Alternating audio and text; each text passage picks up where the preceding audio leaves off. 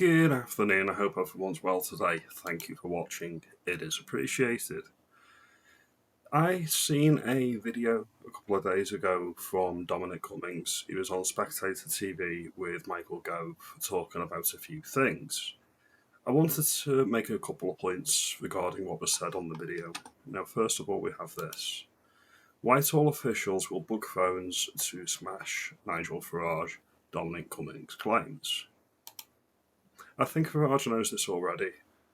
I would say that Reform UK are pretty much going to be well aware of everything the establishment is going to do to try and stop them from getting in.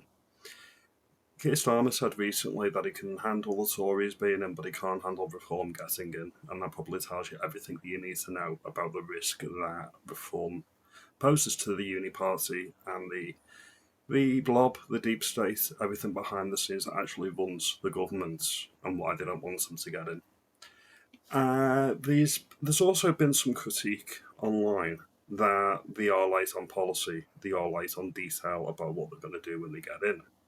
They have released a few things lately that I'm sure we can get behind, such as this. They said that they want to abolish the OBR, or they're looking to abolish the OBR when they get in. Now, the OBR is the Office for Budget Responsibility, and they are what is known as a Quango. Now, that stands for Quasi-Autonomous Non-Government Organisation. This particular Quango, the OBR, was actually created under David Cameron and Nick Clegg's coalition government. And what it actually does is it tells the Chancellor and the Treasury essentially what they can do. So the government minister is not in control of their own office, much like every other government department. They are not actually in control. They are told what to do by advisors. Now, this was the Blur-Eye project as it continued under the Tories, or last to go. So this is an encouraging sign. They've also released other policies like jailing people for life for serious crimes that I'm sure we can all get behind as well. The double-edged sword is, why would you divulge all of the information, all of your policies, when politics moves so quickly? If you announce a policy today, it's going to be obsolete in 6 months, so why would you do that, first of all, 3 years or 2 years out from an election? And secondly, why would you reveal your hand to your political enemies? Reform UK is a disruptor. Reform UK is taking on the Uni Party, the one-party state that is Tories and Labour. Why would you give your enemies tips on what you're going to do when you get into government? These are the questions that I would be posing to people critiquing reform and critiquing the lack of policy detail. If everybody and their auntie is going to be scrutinising your policies, why would you put them out there so early? Just something to think about. Now, I've got a couple of clips that I want to play now, and I want to dissect these clips as we go through them as well. So we're going to get to these clips now. This is from the interview between Dominic Cummings and Michael Gove. Can't build talent and can't build the machine that he needs, then it's reasonably likely, I think, that he just gets smashed up before the election ever happens, and that if you think about what the old system will do to stop him getting in, it's not going to be politics as usual. And Starmer's already signalled this, right, in the last couple of weeks when he says, I can live with the Tories winning, but I can't live with Farage winning. The people around Starmer and all through the upper echelons of the Whitehall system are looking at Trump, they're looking across Europe, and they're saying to themselves, the lesson is to strike early and strike hard and not let these people in. We should never have let Vote Leave win the referendum on Brexit. That was the beginning of the disaster for us. We can't make this mistake again. Let's smash the absolute living shit out of Farage and make sure that he doesn't win by fair means and foul. The problem with that is that the regular voter, like me, and many other people like me, see through this, and we know exactly what the state is going to do to try to stop Farage getting in. We all know they're going to throw everything in the kitchen sink at him. It's like these alleged anti-Semitic comments from 50 years ago. None of that had any traction. None of that had any cut through. And why? Because it's hypocritical. when they're letting the Egyptian racist anti-Semite back in because he was only given British citizenship 3 or 4 years ago under the Tories, that entire argument has just gone away. So this is it was a concerted political attack on Farage, and we all could see that, or many of us could see that. We know they're going to do everything to get him. We know this.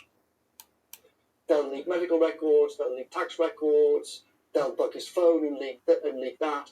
They'll do anything that they need to. And, by the way, that's going to be happening all across Europe in parallel, and they'll all be telling themselves we're fighting fascism together. Against the AFD and the Rassemblement National and all the rest. The European Commission has said publicly and on the record, we will use the tactics that we use for colour revolutions in Eastern Europe to stop Western European countries being taken over by parties that we don't agree with. That is the official doctrine of the European Commission, and they will definitely try and do it. Isn't that a bit conspiratorial? Well, pointless, they're saying it on the record, Michael. It's the opposite of conspiratorial. Yeah. So that's the first clip. Now the second clip is about Farage leading a team behind him, for which I agree with that point to a degree. And I'm going to play this clip now. When voters, on the big things, voters tend to get to the heart of these big questions, right? They sniffed out, when all of the pundits were saying, oh, Starmer and Sue Gray, there's serious grown-ups are in charge, the voters knew this guy's a dud and he's going to be crap, right? Most voters are way ahead of Westminster on all the big questions. And the voters say, over and over again, and Farage has been told this by lots of people, they want to see a team and they want to see a plan. Again, my point here is, policies change. If you look at the Labour government's manifesto, how closely is the Labour government following their manifesto? How closely are they doing everything that they promised they would do before the election? The answer is not much, if anything. That's why they are universally hated. They fundamentally misunderstood the assignments. They got in on a we're not the Tories ticket. Now, Farage is smart. He can keep his cards close to his chest with reform, and he can get in on the ticket of I'm not the uni party, I'm not Labour, and I'm not the Tories. That's his trump card, pun intended, that he has not been in government and he's not been tested. If you go out with your manifesto and all of these policies, first of all, within 6 months they're going to be obsolete. Second of all, you're going to piss off the people on the right of you that think it doesn't go far enough. And more to the point, you're going to give the ammunition to the legacy media and the legacy pundits and the uni party to copy your policies and attack everything that you're going to say and do. You're going to give them. Why would you give them that ammunition? If I was running for Prime Minister, if I was running to be Prime Minister, I'd be keeping my mouth shut completely, well and truly. My only policy would be, I'm not Labour and I'm not the Tories. That would literally be my only policy. Because voters are also a smart, right? They look at it and they go, okay, well, maybe we should vote for Farage, but one guy can't change the system. Doesn't matter how smart you are. Even if you put someone 100 times as able as Farage in, right? Even if you put Elon in or Jeff Bezos or whoever, any of these characters, it doesn't matter how able you are. One person cannot change all of this. So we'll leave that there. The trump card, as I previously stated, is that they are not establishment. They are not the Tories. They are not Labour. We know that Lib Dems, Labour, are going to do anything to stop them getting in, and it won't work. Tactical voting, like it says here, is being discussed between Labour and the Lib Dems. It has limited effect, if any, so I'm not too worried about that. When Dominic Cummings says he needs a team, he does need a team, I agree. They're making noises in that direction. They said that they want cabinet appointments that are not MPs and are not actually in Parliament at all. Many in the legacy media are calling this out and saying, well, you can't do that, it's unconstitutional. Lies. There is nothing to say you can't be a government minister and actually run a government department. There's nothing to say that you need to be an MP to do that. There's nothing at all. It's a convention that you are an MP. Constitutional convention. It's not legally enforceable.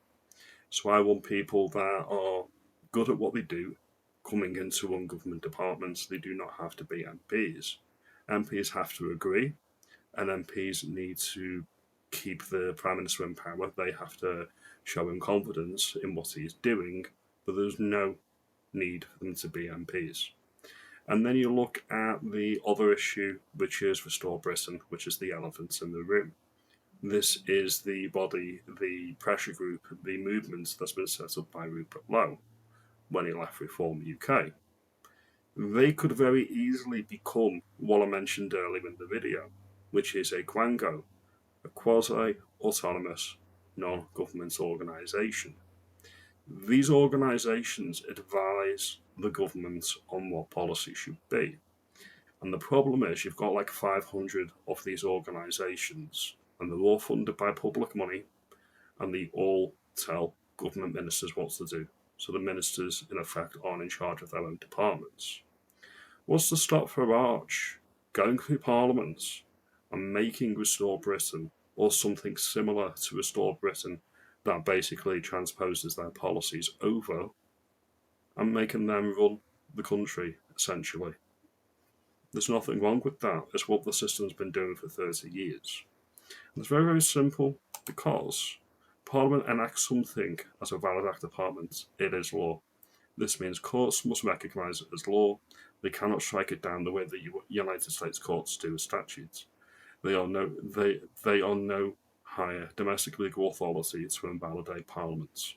They could appeal the 1998 Human Rights Act. They could abolish the Supreme Court. They could create a new Quango. They could redefine appointment processes. Parliament can override any single convention. So in the formal sense, Parliament can and will make it legal. Many people say, well, why would Rupert Lowe work with Nigel Farage? Because it's not about Nigel Farage, it's about the country.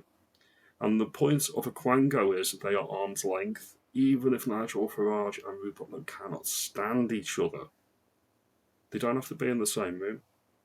The country is what matters, not egos and not party politics. We need the best, we want the best for our country. I hope we all do, that's what being a patriot is. Now, if you like this video and you think I make some good points, make me aware. Comment, like, and subscribe. Do all of that good stuff. And I'll see you in the next video. Take it easy, Happy New Year, and keep enjoying your Christmas.